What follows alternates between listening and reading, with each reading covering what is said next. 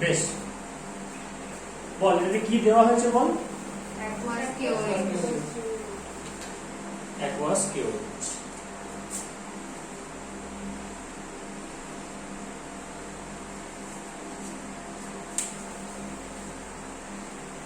একটু ভাবতে হবে, তারপর এই রিঅ্যাকশনটা এটা নিতে হবে। aqueous KOH মানে আমার হাতে রয়েছে OH মাইনাস আর জল, তাই তো? এবার এটা প্রথমে জিওমেট্রিটা করে নিই, কেমন দেখতে মলিকিউলটা সেটা দেখি।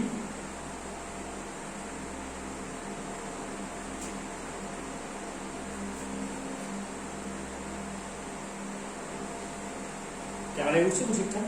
দেখতে পাচ্ছিস? তাহলে এরকম একটা 3 ডাইমেনশনাল স্ট্রাকচার রয়েছে 2 মিথাইল 2 আয়োডো বিউটেন প্রোপেনেট, তাই তো?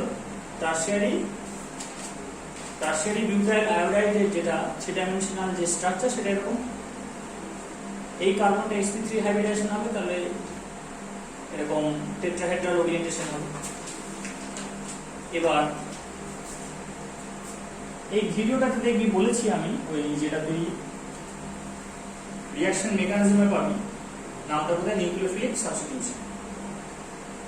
ওই ভিডিওটাতে বন্ড ভাঙার মেকানিজমটা বলা হয়েছে। একটা ধারণা কিরকম হয় যে এই বন্ড ভেঙে গেল, একজন লেগে গেল, কিন্তু কিভাবে হচ্ছে সেটা বললাম না। বন্ডটা ভাঙলো, আরেকজন এসে লেগে গেল, এই জাস্ট মুখেটা বলে দিচ্ছি, একদম জলভাবে ব্যাখ্যা দিচ্ছি না কিভাবে বন্ডটা ভাঙছে। আমরা যদি বন্ড ভাঙাটাকে ভিতর থেকে বুঝতে চাই, তাহলে বন্ডটা কিভাবে তৈরি হয়েছিল সেটাকে বুঝতে হবে। ধামা দেখেছিস? সেই প্লেন পাইলট অজ্ঞান হয়ে গেছে, যাত্রী ফোন করেছে হেল্পলাইন, বলছে প্লেনটাকে কি করে নামাবো। হেল্পলাইন থেকে ওকে বলছে যে দাঁড়ান, প্লেন নামালে হবে, আগে প্লেনকে ওড়াতে জানতে হবে, ঠিক আছে? তারপরে তার আগে জানতে হবে প্লেন কি, তাই না? বন্ডটাকে ভাঙাটাকে জানতে হবে, বন্ডটা তৈরি কি করে হলো, তাতে আমাদের হয়তো সহজ হয়ে যেতে পারে বন্ড কেমন করে ভাঙা যায়, সেই জানাটা হয়তো সহজ হয়ে যেতে পারে। বন্ড কি করে তৈরি হয় তোদেরকে শিখিয়েছিলাম না, শেখাইনি? কিসে শিখিয়েছিলাম? একদম। তাহলে এখানে কার্বন নিলাম, এখানে আয়োডিন নিলাম, আমার শুধু এইটাতে, এই বন্ডটাতে আমার এখন ফোকাস। এটা একটা বিরাট বড় মলিকিউল, টোটাল মলিকুলার অরবিটাল যদি আঁকতে হয় কি হতে হবে, হিমশিম খেয়ে যেতে হবে। তোদেরকে কার্বন মনোক্সাইড দেখিয়েছি কেমন চেহারা তার। আমি যদি এইটা করি তাহলে কি হবে, এটা বিভীষিকা বিরাট আকার নেবে। তাহলে শুধুমাত্র এই বন্ডটাতে আমি ফোকাস করব, ঠিক আছে? শুধু এই বন্ডটাতে ফোকাস করব, তাতে কিছু এরর অবশ্যই আসবে। আমি এন্টায়ার স্ট্রাকচারটা না দেখে শুধু যদি ডিজায়ার্ড বন্ডটাতে ফোকাস করি তাহলে কিছু এরর অবশ্যই আসবে, কিন্তু না পারার থেকে কিছু ভুল করাও ভালো, নাকি? কি বলছি? তুই যদি পুরোটা ধরিস তুই করতেই পারবি না, তার থেকে কিছুটা ভুল করে যদি একটা আন্দাজ পাওয়া যায় তাহলে সেটা অ্যাটেম্প নেওয়া উচিত। এবার এই কার্বনের পজিশন, আয়োডিনের পজিশন ঠিক হলো না কিন্তু, কারণ আমি বলেছিলাম যে ইলেকট্রোনেগেটিভ, বাংলায় কোনো অসুবিধা নেই তো? হ্যাঁ, অসুবিধা নেই। সবাই মার্কস নিয়েছিস? আমার মার্কস নিলে হবে না, মরে যাবে। একে গরম লাগছে, তারপর হ্যাঁ স্যার আপনার এই ভিডিওতে কালো কালো আসছে। ভিডিওটা কালো কালো মানে আপনার ছায়াটা না, আমার মানে লেখাটা আটকে যাচ্ছে। না, লেখাটা আটকে যাচ্ছে না, বাট আপনার ছায়াটা পড়ছে তো। ছায়াটা পড়ছে না? হ্যাঁ, আর একটু লাইটের ব্যবস্থা করতে হবে। ঠিক আছে, পজিশনটা কেন ঠিক হলো না, ওই কার্বন মনোক্সাইডের যদি এমনটা দেখে থাকিস তাহলে দেখবি যে আমি অক্সিজেনটাকে নিচে নামিয়েছিলাম। মনে করছি কি কেন নিচে নামিয়েছিলাম, মনে আছে? কার্বনের যে পজিশন তার থেকে অক্সিজেনের পজিশনটা একটু নিচে নামিয়েছিলাম। এই পজিশনটা কার পজিশন? Bonding molecule orbital. না, ঠিক আছে, এটা আমি বলছি এই যে নিচে নামিয়েছিলাম, কিসের রেসপেক্টে নিচে নামিয়েছিলাম? এই হাইটটা কিসের, কাকে রিপ্রেজেন্ট করে? Energy level. এনার্জি লেভেল, এনার্জিকে রিপ্রেজেন্ট করে। অক্সিজেনকে নিচে নামানোর কারণ কি? খুব সহজ, বেশি স্টেবল এনার্জি দিক থেকে। মোর ইলেকট্রোনেগেটিভ একই পিরিয়ডে রয়েছে, তাহলে একই পর্যায়ে থেকে যদি মোর ইলেকট্রোনেগেটিভ হয়, রাইট সাইডে আছে, প্রোটন সংখ্যা বেশি, সাইড ছোট, তাহলে ইলেকট্রনটাকে বেশি অ্যাট্রাক্ট করবে। কার্বন, নাইট্রোজেন, অক্সিজেন, তো তাহলে পিরিয়ডিক টেবিলে পিরিয়ড বরাবর ডান দিকে, ডান দিকে প্রোটন সংখ্যা বেশি, সাইড ছোট, তাহলে ইলেকট্রনটা নিউক্লিয়াসের কাছে এলো না দূরে গেল না একই থাকলো? কাছে এসে কাছে এলো। ইলেকট্রন নিউক্লিয়াসের কাছে স্টেবল না দূরে স্টেবল? কাছে স্টেবল। কাছে stable, because opposite charge attract each other. বুঝা গেছে? স্টেবল মানে এনার্জি কম, এনার্জি বেশি মানে মোর আনস্টেবল। ঠিক আছে, তাহলে এনার্জিটা ওর কম হবে, সেই কারণে আমরা অক্সিজেনকে নিচে নামিয়েছিলাম। আয়োডিনের ক্ষেত্রে আয়োডিন মোর ইলেকট্রোনেগেটিভ দ্যান কার্বন, তাই তো? তাহলে নিচে নামানো উচিত, কিন্তু সমস্যা হচ্ছে ওটা আবার, এটা 2s2p, ওটা 5s5p, তাহলে হতে পারে যে ওটা উপরে হয়ে যাবে। তো যতক্ষণ না লিটারেচার সার্ভে করছে আমি বলতে পারবো না যে আয়োডিন কোথায়। কার্বন অক্সিজেনের ক্ষেত্রে আমি কিন্তু শিওর, যেহেতু ওরা একই পর্যায়ে রয়েছে, উভয়ই 2s2p, উভয়ই সেকেন্ড পিরিয়ড, তাই অক্সিজেনের প্রোটন সংখ্যা বেশি, সাইড ছোট, মানে definitely it will come below carbon. কিন্তু আয়োডিনের কি হচ্ছে, ইলেকট্রোনেগেটিভিটিটা বেশি কিন্তু সাইজটা হয়ে যাচ্ছে বড়, তাহলে বলা যাবে না এ কোথায় আছে।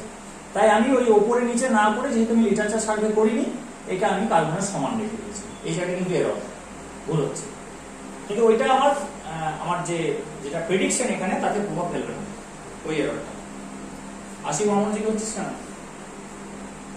মশা নাকি? হ্যাঁ স্যার, খুব মশা। তো ওই ফ্যানটাকে রোটেটিং করে দে না, তাহলে তোর বাদিকটা কভার করবে। দেখছি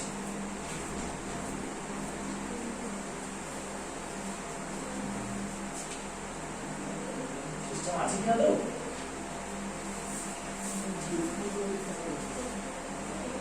নিচে নামাবো,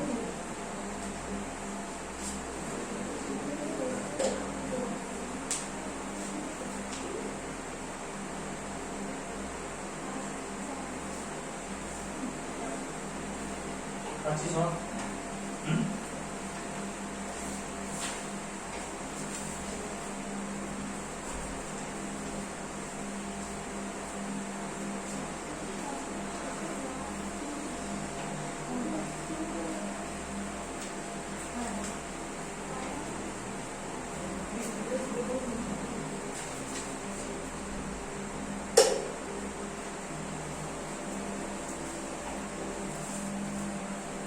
বেশ, তাহলে কার্বনের একটা আনপেয়ার্ড ইলেকট্রন আছে,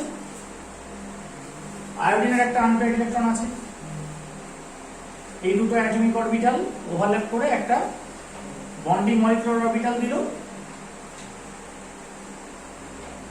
আর একটা অ্যান্টি বন্ডিং মলিকুলার অরবিটাল দিল। ঠিক আছে, এটা জানা আছে।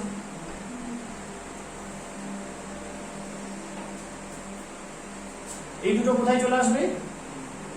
এখানে আসবে, আর এটা কি হবে? এটা ফাঁকা থাকবে, তাহলে বন্ড অর্ডার কত হবে?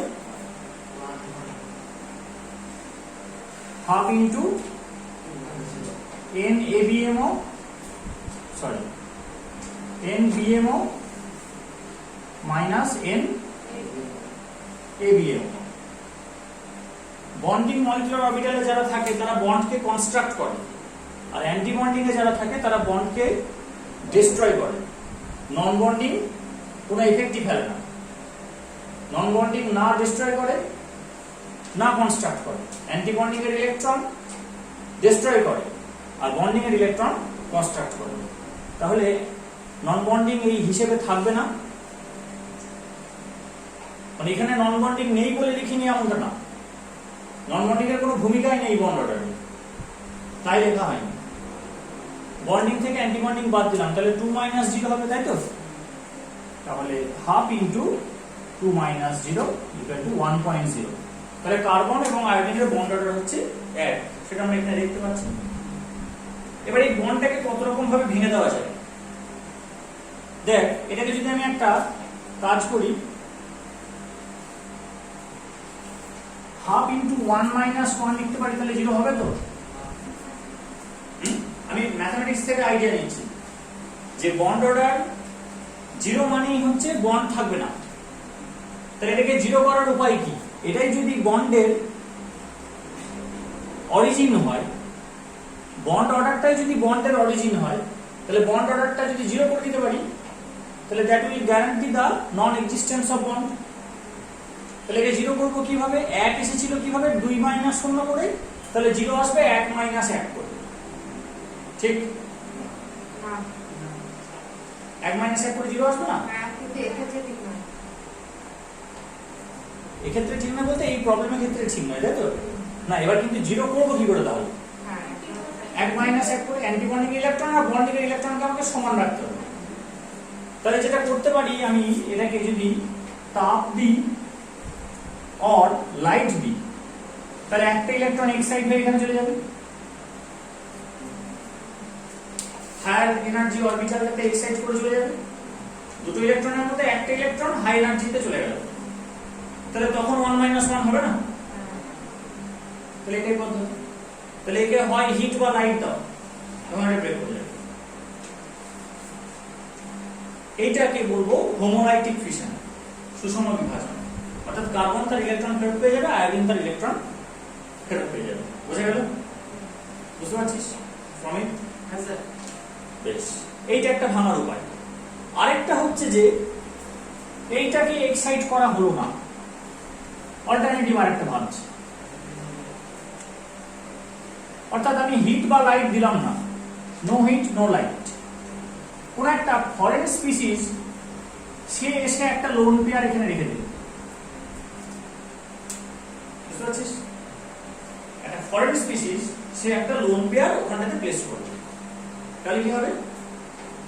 এখানে যদি একটা লোন পেয়ার দিয়ে দেয়, তাহলে এটা 1 মাইনাস 1 এর পরিবর্তে 2 মাইনাস 2 হবে, কারণ অ্যান্টি বন্ডিং এ তখন দুটো আর বন্ডিং এ দুটো, তাহলে 2 মাইনাস 2 ইকুয়াল টু 0 নাকি? তাহলে এটা একটা পদ্ধতি আছে। সেই যে লোন পেয়ার যে দেবে যে ফরেন স্পিসিস, সেইটা এখানে মনে হচ্ছে যেন OH মাইনাস হতে পারে, অ্যাকোয়াস কিউইট যে দেওয়া হয়েছে, মনে হচ্ছে হতে পারে, তাই তো?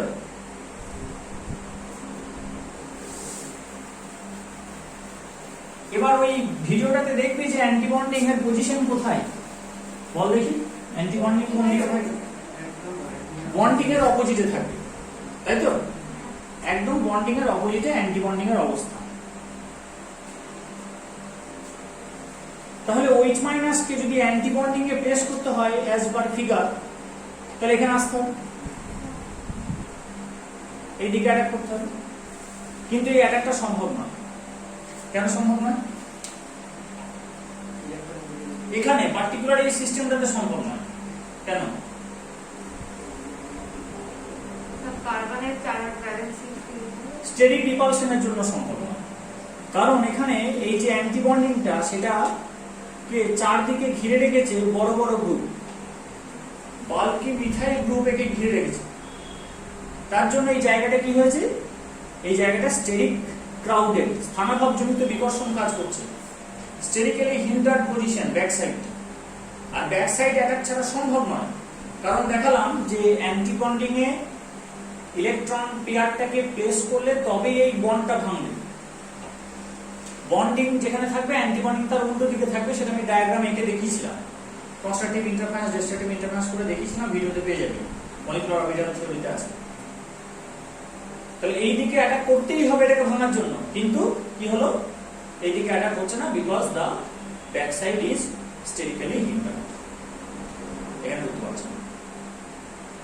তাহলে অপেক্ষা করতে হবে। কিসের অপেক্ষা? যে নিজে থেকে ভাঙবে। নিজে থেকে আদৌ কি ভাঙবে? যদি না ভাঙে কিছু করার নেই, বিক্রিয়া হবে না, অ্যাটাক হবে না। মোট কথা, back side attack is impossible.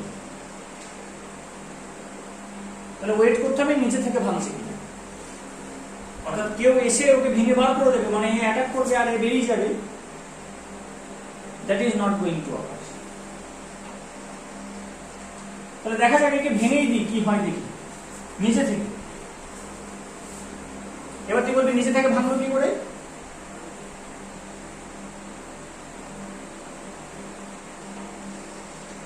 আমি যে দুটো পদ্ধতি বলেছিলাম, যে হয় হিট বা লাইট বা লোন পেয়ার দিল এখানটাতে, তার তো কোনোটাই হচ্ছে না এখানে। নিচে থেকে ভাঙা মানে না হিট দিলাম না লাইট, ওইচ মাইনাস আছে ফরেন যেটা সাবস্টেন্স যার লোন পেয়ার থাকার কথা সে আছে, কিন্তু তার প্রভাবে ভাঙছে না, নিচে থেকে ভাঙছে। তাহলে এইটা কিভাবে জাস্টিফাই হবে?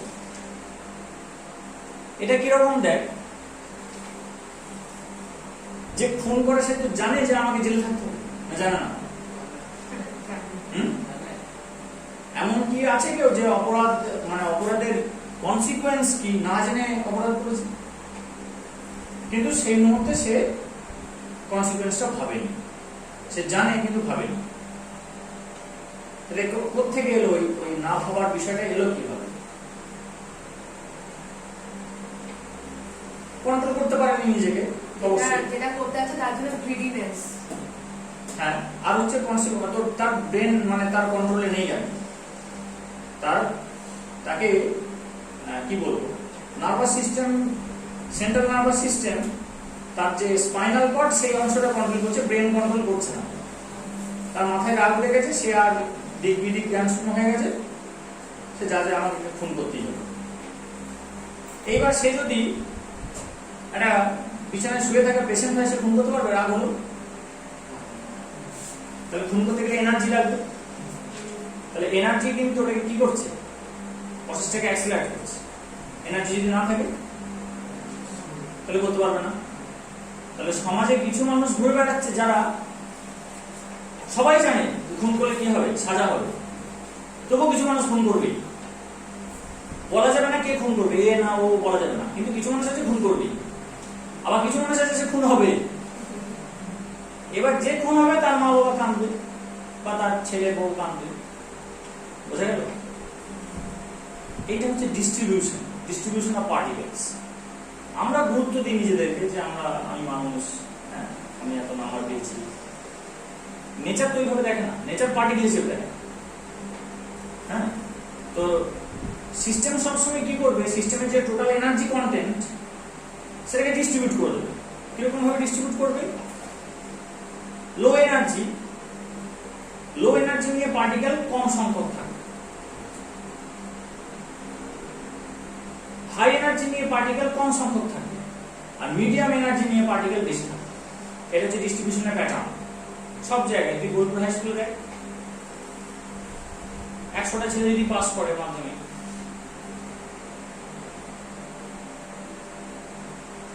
একদম মানে ফেল করবে দুটি করে, দুটো তিনটে ফেল করবে, র্যাঙ্ক করবে হয়তো একটা, তাই তো? আচ্ছা 95%, 90 থেকে 95%, 10 থেকে 20টা মতো। আচ্ছা ওই জাস্ট পাস করেছে 35 থেকে 45 এরকম, ওই 10-20টা। কিন্তু দেখবি ওই 60 to 75 এর মধ্যে প্রচুর ছেলে, ম্যাক্সিমাম স্টুডেন্ট একই না। তাহলে আমি যদি মার্কস অফ 10টাকে যদি মানে নাম্বার অফ স্টুডেন্ট ভার্সেস যদি মার্কস অফ 10টাকে যদি প্লট করি, তাহলে কি হবে? এরকম একটা গ্রাফ পাবো না? তাতে ফেল করা ছাত্রের সংখ্যা কম, র্যাঙ্ক করা ছাত্রের সংখ্যা কম, আর কোন একটা মার্কস আছে যে মার্কসে ম্যাক্সিমাম সংখ্যক ছাত্র পাওয়া যাচ্ছে। সেরকম বদমাইশ লোকের সংখ্যা কম, আবার খুব সৎ লোকের সংখ্যা কম, মিলিয়ে মিশিয়ে আছে সংখ্যা বেশি, তাই তো? তাহলে এই যে সিস্টেমে যে এনার্জি রয়েছে, সি বন্ড আই এর যে এনার্জিটা রয়েছে, আমি যদি একটা সিস্টেম নিই যেখানে অ্যাভোগাড্রো সংখ্যক সি বন্ড আই আছে, অ্যাভোগাড্রো সংখ্যক মলিকিউল থাকলে অ্যাভোগাড্রো সংখ্যক সি বন্ড আই থাকবে, তাহলে সেখানে টোটাল এনার্জিটা কিরকম করে ডিস্ট্রিবিউট হবে? কিছু থাকবে যাদের সি বন্ড আইটা দারুণ এনার্জি নিয়ে আছে, কিছু থাকবে একদম ঝিমিয়ে আছে, আর কিছু থাকবে মাঝারি মানের এনার্জি নিয়ে আছে, হ্যাঁ কি না? হ্যাঁ, তাহলে কিছু সিআই বন্ড আমি পাবো যারা অলরেডি এক্সাইটেড স্টেটে বিলং করে, ঠিক আছে, এবার ধর খুন হয়ে গেল তো, এবার তুই বলবি যারা খুন হওয়ার কথা ছিল তারা তো খুন হয়ে গেছে, আর তাহলে খুন হবে না, কিন্তু আবার হবে দেখবি কিছুদিন পর, তাই না? কারণ আবার ডিস্ট্রিবিউট হয়ে যায়। যদি ওই খুন হওয়া লোকগুলোকে বাদ দিয়ে দিস, তাহলে যে আবার যে সিস্টেমটা আছে রিমেনিং সিস্টেমটা আবার ডিস্ট্রিবিউট হয়ে যাবে, দিয়ে আবার খুন করার প্রবাবিলিটি চলে আসে, আবার কিন্তু ওই হাই এনার্জি পার্টিকেল চলে আসে। এইভাবে ডিস্ট্রিবিউশনটা চলতেই থাকে। আর তো পার্টিকেল তো ফেড হচ্ছে সমাজে, নতুন তো লোক আসছে, পুরনো লোক মারা যাচ্ছে। তার মানে হিট দিয়েই যে ভাঙবে, লাইট দিয়েই যে ভাঙবে, বা একটা ওয়েজ মাইনাস বা কোনো নিউক্লিওফাইলকে অ্যাটাক করে ভাঙতে হবে এমনটা না, নিজে থেকেও ভাঙতে পারে। তার এনার্জি যে কোথায় বললাম, ওই এক্সাইটেড স্টেটে কিছু লোক থাকে সমাজে যারা এসব তাণ্ডবগুলো করে বেড়ায়। এক্সাইটেড স্টেটে কিছু মলিকিউল থাকবে যারা ওই নিচে থেকে ভাঙবে, এবং তারা ভেঙে যাওয়ার পর আবার নতুন নতুন মলিকিউল চলে আসবে যারা আবার ভাঙবে। সুতরাং এটাও হয়। এইবার এক্সাইটেড যখন হয়ে গেল নিচে থেকে, তখন কি হলো? যদি এইভাবে হয় তাহলে কি হবে? এ ডট হবে, কিন্তু এই ডট গুলো স্টেবল হবে না। দে আর নট থার্মোডাইনামিক্যালি স্টেবল। ভালো করে হচ্ছে থার্মোডাইনামিক্যালি স্টেবল হচ্ছে। ডটকে কি করে আমি থার্মোডাইনামিক্যালি স্টেবল করব? ও তো আনস্টেবল হবে, আবার জুড়ে যাবে। সেই জন্য ও কিভাবে ভাঙছে, এরকম ভাবে একটা আনপেয়ার্ড ইলেকট্রন এখানে চলে যাচ্ছে না, এই পুরোটাই পেয়ে যাচ্ছে কে? আয়োডিন নিয়ে চলে যাচ্ছে টোটালটা। তাতে কি হবে দেখ,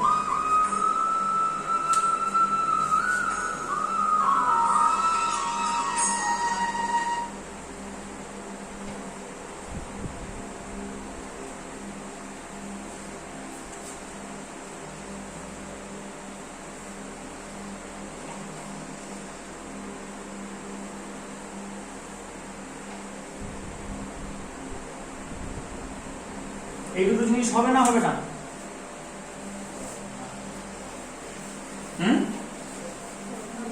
যদি হেটেরোডাইটিক ফিশন হয়, অর্থাৎ সুষম বিভাজন হলো না, সেক্ষেত্রে কি হবে?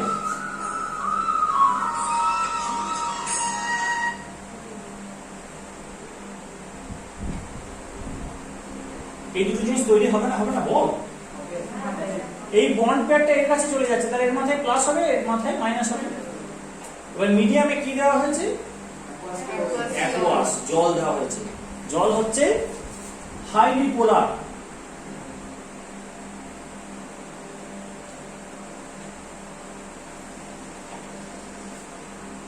সেকেন্ড র্যাঙ্কিং ইলেকট্রোনেগেটিভ এলিমেন্ট, তাই তো? আর হাইড্রোজেন হচ্ছে সবচেয়ে দুর্বল, মানে এই ইলেকট্রন পেয়ার যে টানবে তাকে যে প্রতিরোধ করে তুলবে, সেই প্রতিরোধ করার দিক দিয়ে হচ্ছে সবচেয়ে দুর্বলতম, তাই না? এর চাইতে দুর্বল অ্যাটম আর আছে? নেই, কারণ এটা লোয়েস্ট নাম্বার অফ, মানে minimum number of proton carry করছে। তাহলে এই বন্ডটাতে যে পোলারিটিটা ডেভেলপ করবে, যে ডাইপোল মোমেন্টটা তৈরি হবে, সেটা ওয়ান অফ দ্য হাইয়েস্ট, তাই না? One of the highest dipole moment এখানে তৈরি হবে দ্বিমেরু ঘন। তাহলে এই এক্সেসিভ ডেল মাইনাস আর ডেল প্লাস দিয়ে কি করবে?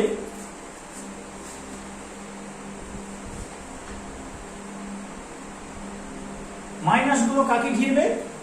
কার্বোক্যাটায়নকে ঘিরবে, দিয়ে প্লাস চার্জটাকে স্টেবিলিটি দেবে। আর এই ডেল প্লাস গুলো দিয়ে কাকে ঘিরবে?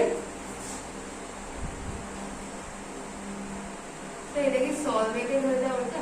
একদম সলভেটেড, যেটা সলভেশন যেটা পড়ানো হয়েছে সেই জিনিসটা।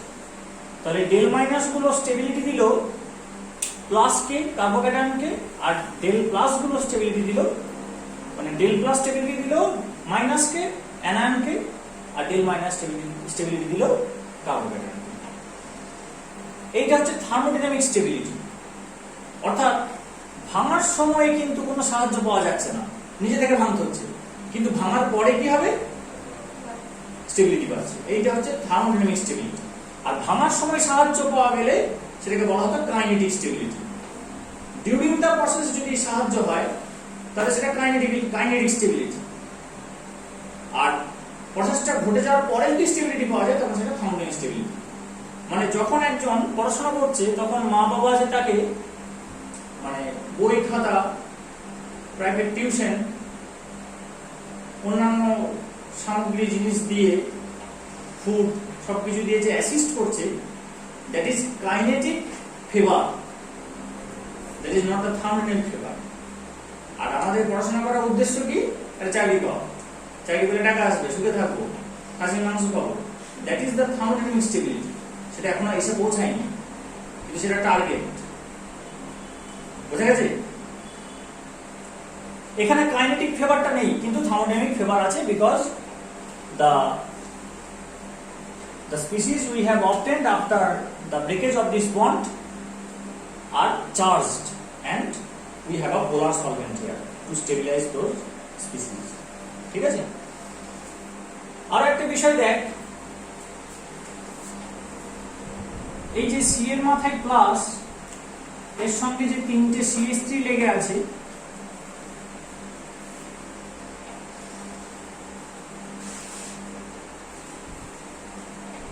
এরা তিনজনে তিনটে প্লাস আই এফেক্ট দেবে।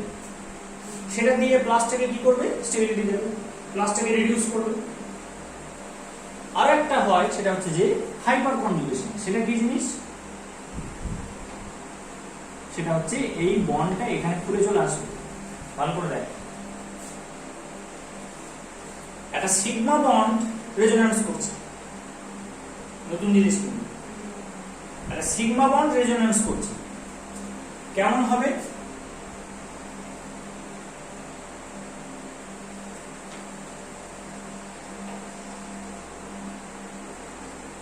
এটা হবে তো? আর কি পাবো এর সাথে? H প্লাস, H প্লাস পাবো। দেখ বুঝতে পারলি? এই সিগমা বন্ডটা পাই বন্ডে কনভার্ট হয়ে গেল। পাই বন্ড যদি ভেঙে গিয়ে আরেকটা পাই বন্ড তৈরি করে কনজুগেশনে থাকা, একটা পাই বন্ড ভেঙে গিয়ে যদি কনজুগেশনে থাকা আরেকটা পাই বন্ড তৈরি করে, তখন সেটা রেজোন্যান্স। আর এখানে সিগমা বন্ড ভেঙে গিয়ে পাই বন্ড তৈরি করছে, এটা একটু অন্য ধরনের রেজোন্যান্স। ঠিক আছে? আর একটা মজার ব্যাপার, এই সিগমা বন্ডটা পুরোপুরি চলে এলো তো, তাই এখানে প্লাসটা মিটে গেল, কিন্তু এখানে প্লাস তৈরি হয়ে গেল, কারণ এর ইলেকট্রনটা এখানে ট্রান্সফার হয়ে গেছে। এবারে তো ফাঁকায় ভাসছে, তাই না? শূন্যে ভাসছে, তাই এর আরেকটা নাম হচ্ছে নো বন্ড রেজোন্যান্স বা হাইপার কনজুগেশন। বুঝা গেল? হাইপার কথাটা এখান থেকে আসছে। আবার কি হবে? এটা থাকবে না, এখানে চলে এলো, তাহলে আবার এটা হয়ে যাবে। এই পাই বন্ডটা খুলে যদি আবার সিগমা বন্ড করে নেয়, তাহলে আবার এই স্ট্রাকচারটা ফেরত পেয়ে যাবে তো। কিন্তু এরকম কটা হাইড্রোজেন এই ফেভারটা দেবে একে?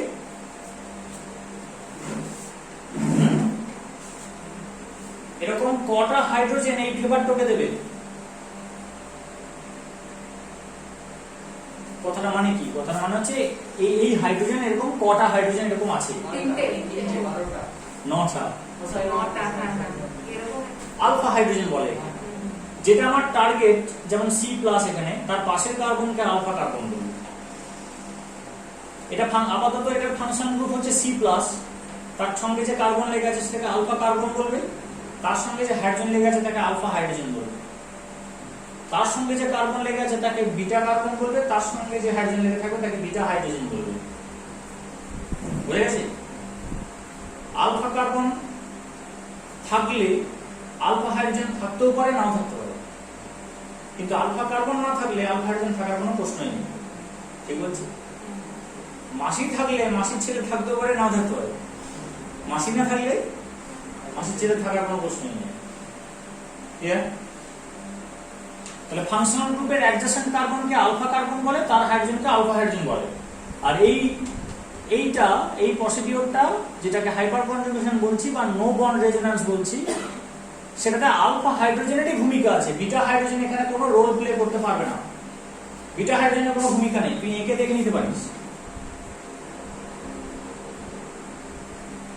এইটা বিটা হাইড্রোজেন, ঠিক বলছি? এইটার পাশেরটা আলফা, এটার পাশেরটা বিটা, বিটার সঙ্গে যে হাইড্রোজেন লেগেছে যে বিটা হাইড্রোজেন, এইটা এখানে প্লেস করে লাভ কি আছে? সেই প্লাসটাকে তো মেটাতে পারবে না, তাই না? তো অসুবিধা হচ্ছে এখানে চলে না, এখানে চলে তাহলে যুক্ত হবে না। বুঝতে পারছিস? এইটা তো এখানে দিয়ে তো এটা কোনো লাভ নেই, এই প্লাসটাকে ধরে রাখতে পারবে না। সুতরাং আলফা হাইড্রোজেন হতে হবে। সেই জন্য যদি কার্বোকেটায়নের স্টেবিলিটি জিজ্ঞাসা করে তখন তোকে কাজ হচ্ছে যে নাম্বার অফ আলফা হাইড্রোজেনটাকে কাউন্ট করা। যত আলফা হাইড্রোজেনের সংখ্যা বেশি হবে তত এই হাইড্রোকনজুগেশনের এক্সটেন্টটা ইনক্রিজ করবে, তত কি হবে কার্বোকেটায়নটা স্টেবিলিটি পাবে। তাহলে এখানে যেটা পেলাম, একটা হচ্ছে যে জল তো আছে কার্বোকেটায়নকে স্টেবল করার জন্য, কিন্তু ও নিজে থেকেও স্টেবিলিটি পাচ্ছে কিভাবে? একটা হচ্ছে তিনটে প্লাস আই এফেক্ট, সেই প্লাস আই এফেক্ট মানে ইলেকট্রন ডেনসিটিকে ওরা পুল করছে, সরি ভুল ইংরেজি, পুশ করছে। ইলেকট্রন ডেনসিটি পুশ করছে, রিপেল করছে, তাহলে এখানকার ইলেকট্রন ডেনসিটি বাড়ছে। প্লাস মানে কি? ডেফিসিয়েন্সি অফ ইলেকট্রন, তাহলে ঘাটতিটা খানিকটা মিটছে, ডেফিসিয়েন্সি ইজ ডিক্রিজিং। ঘাটতির জন্যই হচ্ছে আনস্টেবল ছিল, ঘাটতিটা খানিকটা মিটলে কি হবে? Stability will increase. ঠিক আছে? তার পাশাপাশি আবার কি হচ্ছে? প্লাসটা এখানে থাকছে না, এটা হচ্ছে সবচেয়ে ভালো জিনিস। কোনো এরকম আনস্টেবল জিনিসকে অর্থাৎ চার্জ স্পিসিসকে স্টেবিলিটি দেওয়ার একটা সবচেয়ে ভালো ঘটনা হচ্ছে রেজোন্যান্স। তো জিনিসটাকে অন্য জায়গায় নিয়ে চলে যাও, যার কারণে দুস্থিত হয়েছে সেই কারণটাকে অন্য জায়গায় নিয়ে চলে যাও, তাহলে ভাগ হয়ে যাবে, যন্ত্রণা ভাগ হয়ে যাবে। প্লাসটা চলে গেল লাগে এর মাথায়, তাই এটা রেজোন্যান্স। আর এই বাকি এফেক্ট গুলো কি করে? যন্ত্রণা মরে না, ও সামান্য কমানোর চেষ্টা করে, আর এখানে যন্ত্রণাটা ডিলোকালাইজ হয়ে যায়। বুঝা গেছে? তাহলে রেজোন্যান্সের মাধ্যমে এবং প্লাস আই এফেক্টের মাধ্যমে এ কিন্তু স্টেবিলিটি পাচ্ছে। ক্লিয়ার হয়েছে? তার জন্য ও ভাঙবে, এবং ভাঙার পর যেটা তৈরি হলো সে তাড়াতাড়ি আই মাইনাস কে ধরে নিয়ে বাঁ দিকে চলে আসবে না। The equilibrium will shift to the right. এইটা এখানে যে সাম্যটা তৈরি হবে সেটা ডান দিকে যাবে বিক্রিয়া। বোঝা গেল? মানে জেলে গিয়ে আবার কি হচ্ছে? মাংস পোলাও এসব দিচ্ছে, তাহলে কি হবে? তার অনেক লোক এমনি ফোন করে ঢুকে যাবে, তাই না? যদি দেয় এরকম জেলে যদি পোলাও মাংস দেয়, কত লোক ফোন করে ঢুকে যাবে বলে? অনেক লোক আছে খেতে পায় না, তাহলে চলে যাবে। থার্মোডাইনামিক স্টেবিলিটি কি করে? ড্রাইভ করে। তো এটাই কারণ। তাহলে এটা ভাঙলো নিজে থেকে। কেন ভাঙলো বোঝা গেছে? এইবার কি আছে মিডিয়ামে? ওইট মাইনাস আছে,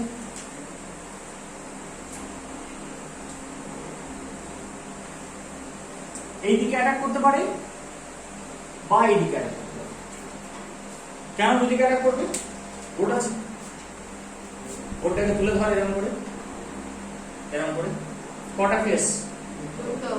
তাহলে এরও দুটো ফেস, একদম sp2 নাই, এটা sp2 ট্রাইগোনাল প্লানার, ওটা প্লেন, এটা ওটা প্লেন।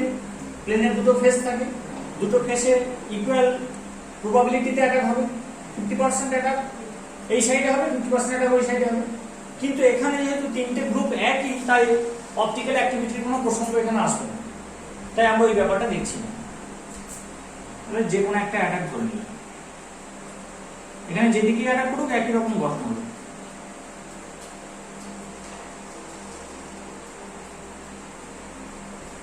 কি তৈরি হলো?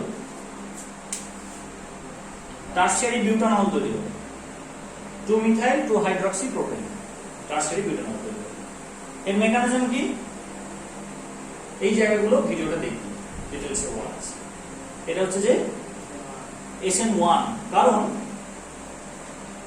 এই তিনটে স্পিসিসের মধ্যে কোনটা তো দেখে আনস্টেবল মনে হচ্ছে?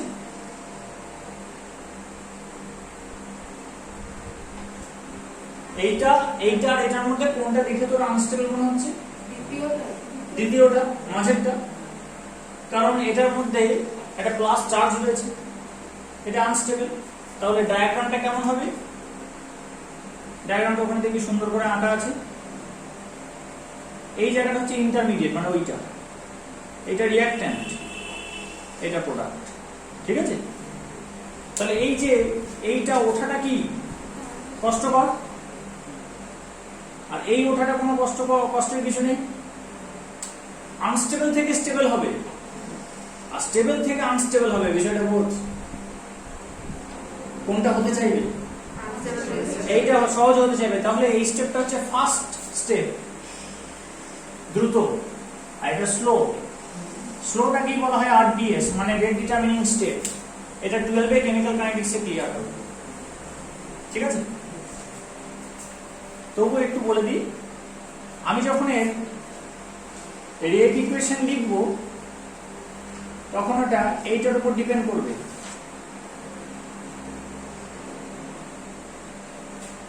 এই থার্ড ব্র্যাকেট মানে হচ্ছে concentration of tertiary butyl iodide, এর কনসেন্ট্রেশনের উপর রিঅ্যাকশনটা ডিপেন্ড করবে, ঠিক আছে?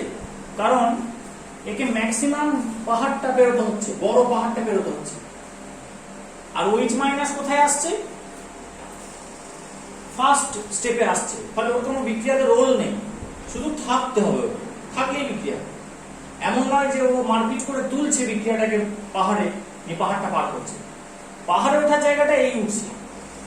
এটা বোঝার জন্য একটু সাজেস্ট করবো যে কেমিক্যাল কাইনেটিক্স প্লেলিস্টে গিয়ে কয়েকটা ভিডিও একটু পরপর দেখে নাও, অর্ডার, মলিকুলারিটি, এই ব্যাপারগুলো একটু দেখে নিলে এই যে কথাগুলো বলছি, first, slow, rate determining step, order কি, এগুলো একটু ক্লিয়ার হবে, ঠিক আছে? তাহলে এটা টু দি পাওয়ার 1 হলো, আর ওইচ মাইনাস টু দি পাওয়ার কি হবে? 0 হবে, ওর কোনো অবদান নেই, অবদান নেই। যেমন তুই যদি একটা বিয়ে বাড়ির অ্যালবাম উল্টাস, কিছু লোককে দেখতে পাবি না, আবার কিছু লোককে বারবার দেখতে পাবি। এখান থেকে কি কনক্লুশন?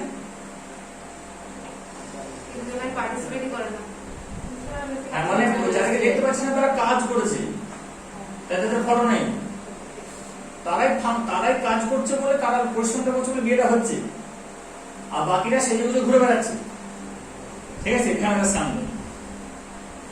এবার তাই বলে কি যারা কাজ করে শুধু তারাই থাকবে বিয়ে বাড়িতে? তাহলে তো বিয়ে বাড়িতে অনুষ্ঠানই হবে না, থাকতে হবে সবাইকে, ওইচ মাইনাস কেউ থাকতে হবে, কিন্তু বিয়ে বাড়িটা ঘটাচ্ছে কে? ওই যে যারা কাজ করছে তারা না থাকলে কিন্তু হবেই না, বুঝে গেছে? তাই ওদের উপরে অর্ডারটা 1, আর যারা ওই ক্যামেরার সামনে ফটোশুট করছে, হ্যাঁ, শুধু পাঞ্জাবি পরে ঘুরে বেড়াচ্ছে, তাদের রেসপেক্টে অর্ডারটা 0, অর্থাৎ বিয়েটা হওয়াতে ওদের অবদান নেই, ঠিক আছে? কিন্তু ওদের থাকতে হবে, না থাকলে হবে কি? না থাকলে তো অনুষ্ঠানে আনন্দই থাকবে, ঠিক আছে? বিষয়টা এরকম, থাকতে হবে দুজনকেই, তাছাড়া এই ওইচটা আসবে কোথা থেকে? যে অবদান যখন নেই তখন আমি থাকবো না, তাহলে এই প্রোডাক্টটা তো হবে না, তাই না? তাহলে টোটাল অর্ডার কত হলো? এই মাথায় এই যে পাওয়ারটা, তাকে 1, তাকে অর্ডার বলে। অর্ডার কি? এগুলো কি ওই কেমিক্যাল কাইনেটিক্স চ্যাপ্টারে দেখবি। তাহলে টোটাল অর্ডার হচ্ছে 1 + 0 = 1, so it is a first order reaction. এবার দেখ, আইটা আই মাইনাস হয়ে বেরিয়ে গেছে, মানে লিভিং গ্রুপ চলে গেছে, আর ওইচ মাইনাস সে অ্যাটাক করেছে। তাহলে ওভারঅল যদি আমি বিক্রিয়াটা দেখি, তাহলে এখানে আই ছিল, এখানে ওইচ আছে, অর্থাৎ ওইচ আই কে রিপ্লেস করেছে, সাবস্টিটিউট করেছে। ওইচ মাইনাস আই মাইনাসকে সাবস্টিটিউট করেছে, হ্যাঁ কি না? হ্যাঁ, তাহলে এটা একটা সাবস্টিটিউশন রিঅ্যাকশন, ক্লিয়ার? এটা একটা সাবস্টিটিউশন রিঅ্যাকশন। সাবস্টিটিউশনটা কন্ডাক্ট করেছে একটা নিউক্লিওফাইল, ওইচ মাইনাস। নিউক্লিওফাইল কাকে বলে? যে নিউক্লিয়াসকে ভালোবাসে তাকে নিউক্লিওফাইল বলে, অর্থাৎ পজিটিভ চার্জকে যে ভালোবাসে তাকে নিউক্লিওফাইল বলে। তাহলে এসএন কত অর্ডার? ফার্স্ট অর্ডার, সেটি এসএন 1 মেকানিজম। এই ব্যাপারটাই ওখানে বোঝানো হয়েছে, ক্লিয়ার হলো? এইবার কি করলাম, আমি সাবস্ট্রেটটাকে চেঞ্জ করে দিচ্ছি।